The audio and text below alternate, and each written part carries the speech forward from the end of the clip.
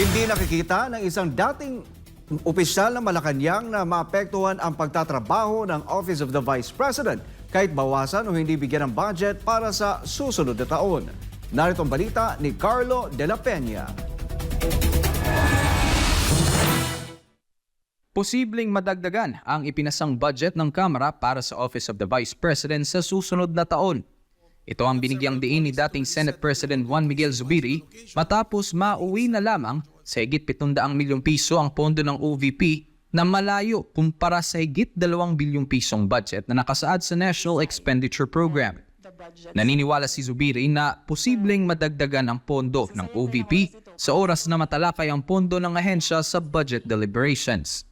Pero para kay dating Chief Presidential Legal Counsel Attorney Salvador Panelo, hindi maaapektuhan ang pagtatrabaho ng OVP kahit pabigyan ito ng zero budget. So, gaya na sinabi ko, dagdagan yan o hindi. Yung mismong si VP Sara, magtatrabaho siya. It doesn't matter to her anymore. Kasi nga, pinopolitika siya. O, sa inyo na lang yan. Hinangaan naman ni Panelo si VP Sara dahil kahit wala sa kanyang mandato, ay nagsusumikap siyang makatulong sa iba ang kanyang tanggapan.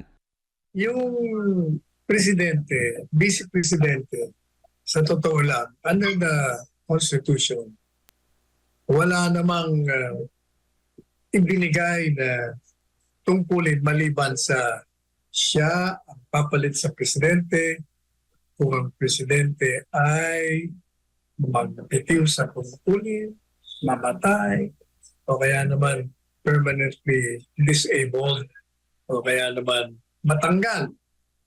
Ang nakalagay doon, maaari siyang manobra na membro ng kabinete.